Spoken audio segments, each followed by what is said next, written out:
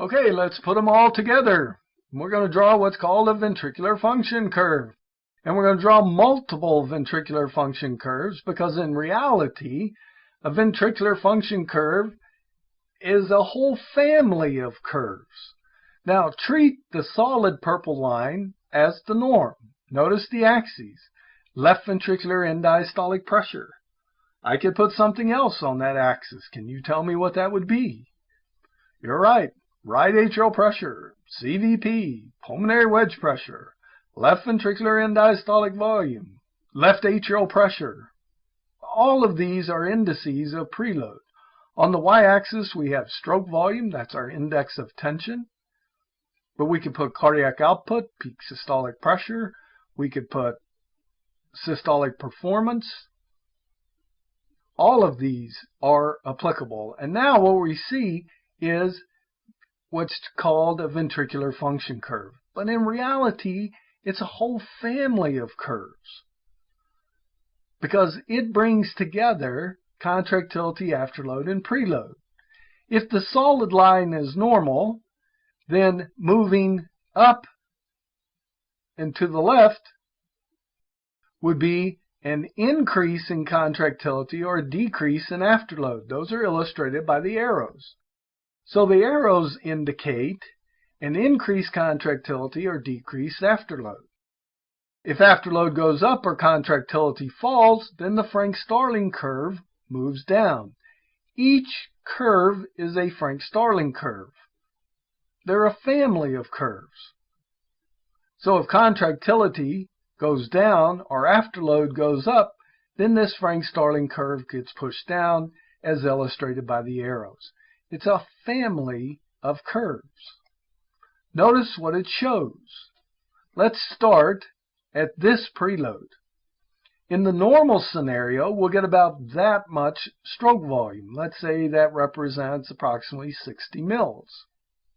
Well, if I start from the same preload, but I increase contractility, then I increase stroke volume. So by increasing the inotropic state, for any given preload, I get a greater ejection. That's an increased contractility. I move to another line. I still have a Frank-Starling curve. Frank-Starling is still very viable. It's just a different curve. The entire curve got shifted. By the same token, if afterload falls, then I get a greater ejection. There's less load for the heart to work against, so it ejects more. Woohoo! Yeah! We like that. Less work, eject more.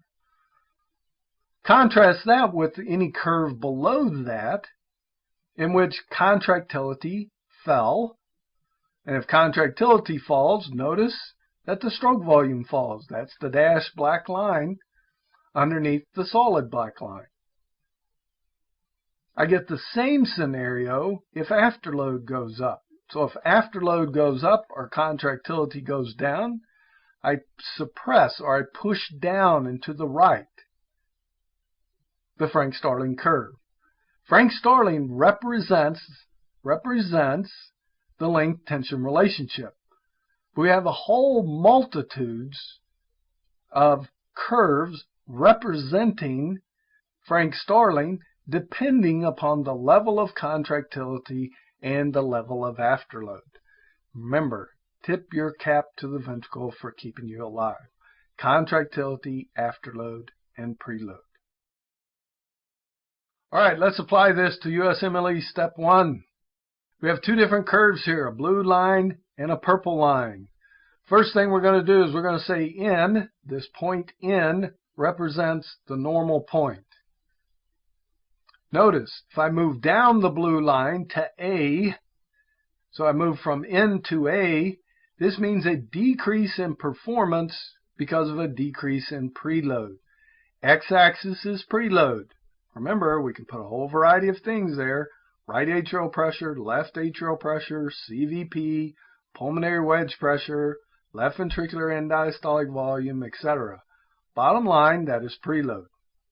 So a movement from N to A represents a reduced performance because of a reduced preload, Frank-Starling. A movement from N to B represents an increased performance due to an increase in preload. Again, Frank Starling. So this is going to be the big key when we're going to analyze these graphs for USMLE Step 1. We just ask ourselves two questions. We're going to analyze and say, number 1, what happened to preload? Number 2, what happened to performance? If preload and performance go in the same direction, then there's a Frank Starling involved. I'll stop, let you think about that, then I'll repeat. If preload and performance go in the same direction, so in other words, from N to B, or from N to A, notice that preload and performance are going the same direction, then we know there's a Frank Starling mechanism involved. So that's what we're going to do when we do some challenges or some questions related to this figure. Now, notice we have another, just like we indicated on the previous slide, we have a family of curves. So the purple line shows C, D, and E. All right, it's another curve. It's another Frank Starling curve. So if I go from C to E or C to D, notice that preload and performance go in the same direction. Since preload and performance are going in the same direction, this is a Frank Starling mechanism. So the purple line represents just simply a different Frank Starling curve. They're a family of curves. But we're at a different level of contractility or afterload on the purple line than the blue line. So something has changed to alter the Frank Starling relationship. We have shifted it up. But moving up and down, in other words, C to D, I'll repeat, C to D or C to E represents a Frank Starling mechanism. These are simply two Frank Starling curves. Okay, let's work with these curves. We have what are drawn in there called vectors. We have 1, 2, 3, and 4. We'll start with vector number 1. Notice what vector number 1 does. We go from N to D. We ask ourselves our two questions. Number 1, what happened to preload? Hopefully you see preload went down. Number 2, what happened to performance? Absolute level of performance. Going from N to D says a decrease in performance. So preload went down, performance went down. This is a Frank Starling mechanism. So the initial event, and we have to do it in this order like this, in order to determine what the initial event was. So the initial event is a drop in preload. All right, performance decreased because of a loss of preload. This loss of preload means a loss of venous return. This causes a reduction in cardiac output and causes a reflex sympathetic stimulation to the heart. So notice that contractility went up. So here we lost some preload, but we had a reflex increase in contractility. This increase in contractility partially compensates for the loss in preload. Notice, if it were just a pure loss of preload, we'd go from N to A. We have much lower performance at A than we do D. So, the initial event was a loss in preload, and then a reflex increase in contractility, trying to compensate for the loss in preload. So that, again, the initial event here is a reduction in preload. And we know it's Frank Starling because preload and performance go in the same direction. Now we think, we stop, we think, we analyze, we keep approaching things as it's going to happen on USMLE Step 1. How can I get a reduction in preload? Well, big one to look for on Step 1 will be hemorrhage. Others will be venodilators. You could add in standing upright. Any kind of volume loss from the vasculature. Doesn't necessarily have to be hemorrhage. Could be diuretic abuse. Could be vomiting. Could be diarrhea. So we put hemorrhage, that's actually, blood loss. But anything that reduces vascular volume is going to reduce preload. Because as we will discuss later, there's a direct relationship between preload and vascular volume. So again, key thing to do, ask yourself, number one, what happened to preload? Number two, what happened to performance? If they go the same direction, the initial event is Frank Starling. And then just think about ways that they could assess you. In this example, loss of preload, how could you lose preload? Clinical vignettes, you're thinking clinical vignettes. Oh, patient had diarrhea for 4 days. We're thinking decreased preload because of loss of vascular volume. All right, vector number 2, we're going to ask ourselves 2 questions, same 2 questions.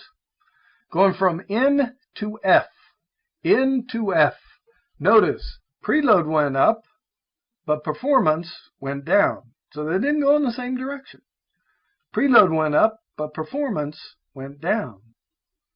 So because they didn't go in the same direction, we know this is not a Frank Starling. Frank Starling is not the initial event. What happened here is a reduction in contractility. All right, this is a loss of contractility. Because preload and performance did not go in the same direction, we know it's not a Frank Starling event. This decrease in contractility will decrease ejection fraction, which in turn means increased preload. Stating that another way, if I don't pump out as much, then the pump's going to back up. Think about your sink. Does your sink ever back up? If you're not able to drain it out, and pumping it out is kind of like draining your sink. If I can't pump it out, then things back up. So the sink backs up. So if contractility falls, I'm going to see an immediate increase in preload. Very important thing for USMLE Step 1. What are our measurements for preload? CVP, right atrial pressure, pulmonary wedge pressure. If those variables go up, one of the first things you put on your differential, not saying it's the correct answer, but you put it on your differential. If preload's going up, that could mean the pump is failing. Big point. Now, this increase in preload will help partially compensate, but nonetheless, we have more preload and less performance. There is a decrease in contractility.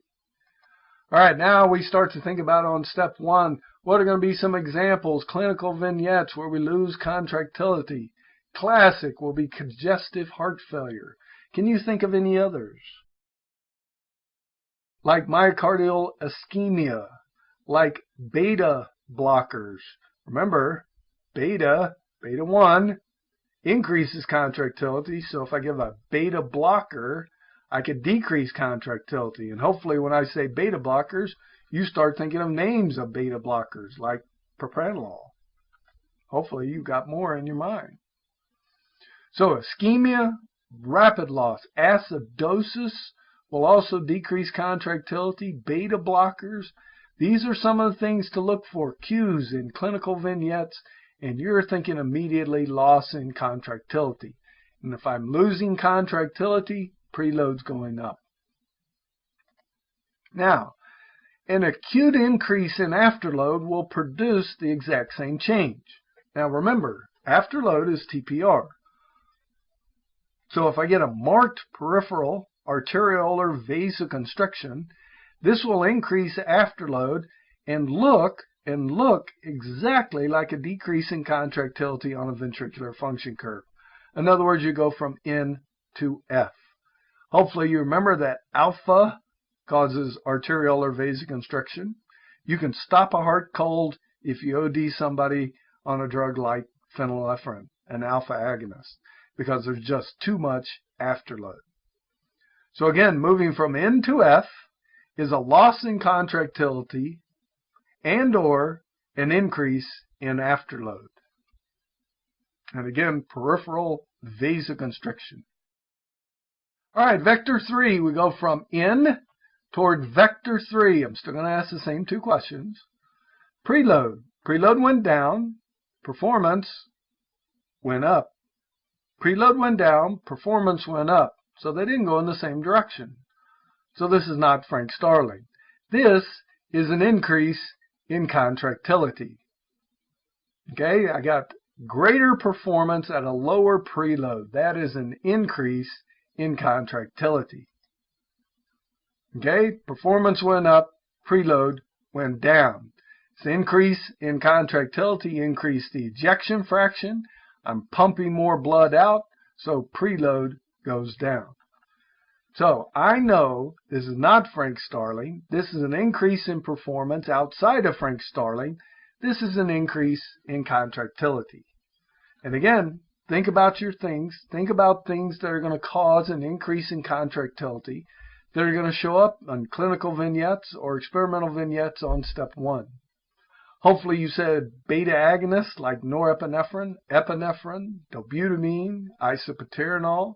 Could also give dopamine.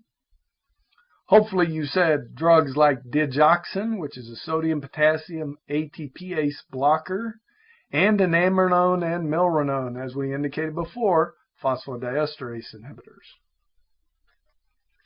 Now we'll get the exact same shift if afterload goes down. Now remember, vector 2 was an increase in afterload, so I got less ejection.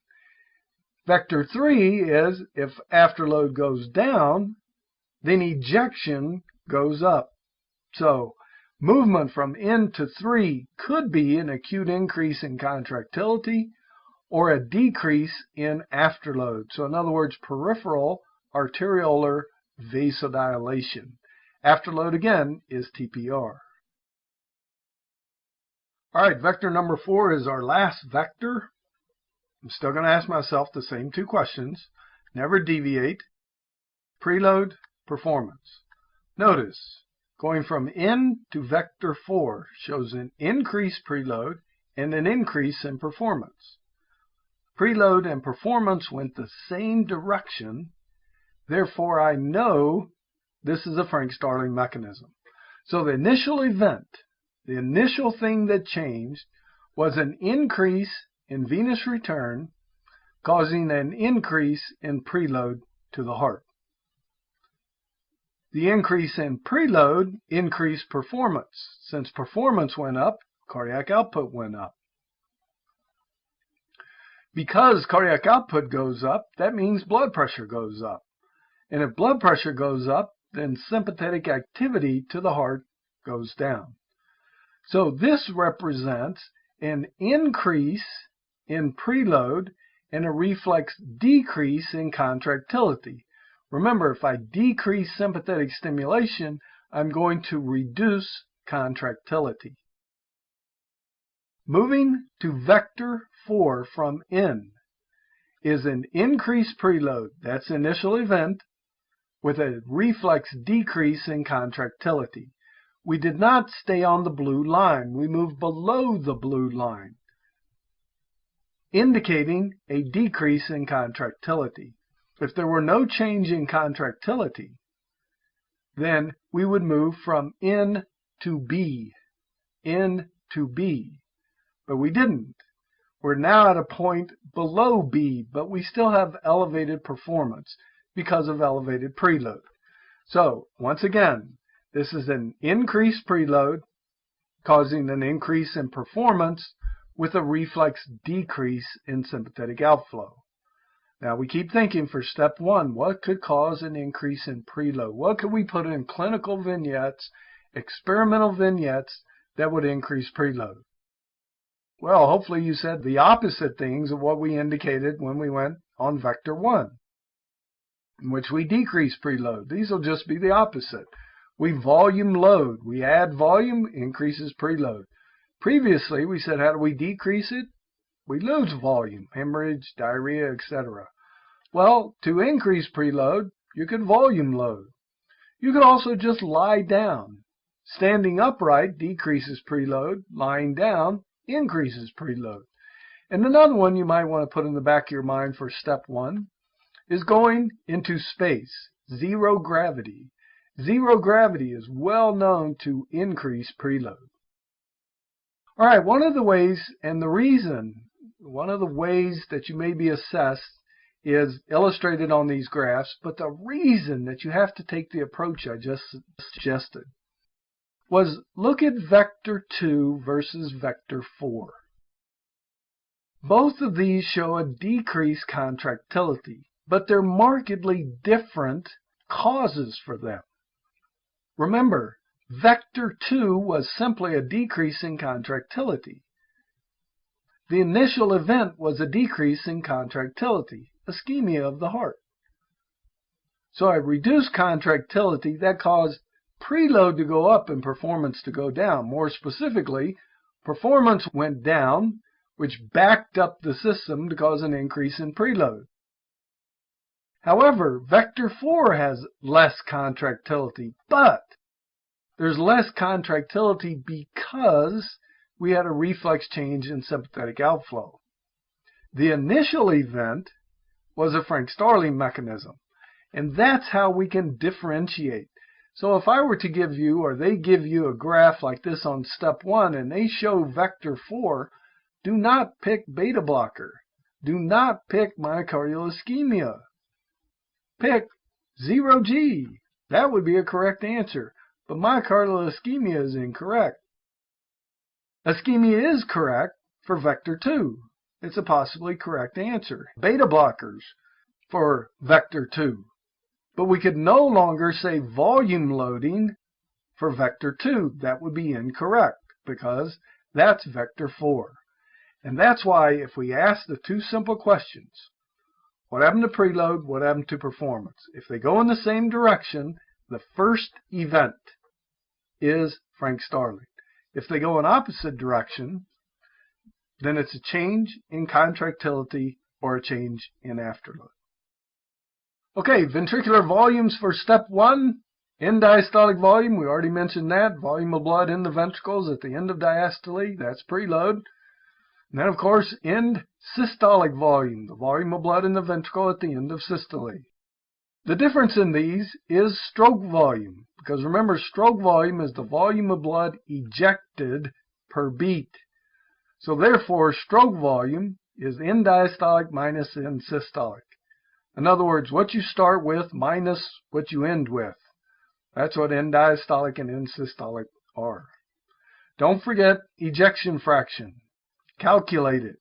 Stroke volume divided by end diastolic volume. What fraction of the total got ejected? That's the way, maybe if you remember it that way, it'll help you to remember the basic equation. I know we all love equations. Maybe we don't, but that's a way to help you remember. Ejection fraction is simply what fraction got ejected. It's the amount ejected divided by what I start with. Normal ejection fraction is around 60 to 65%. So in other words, anything greater than 55. We start getting a little concerned if ejection fraction falls below 55%.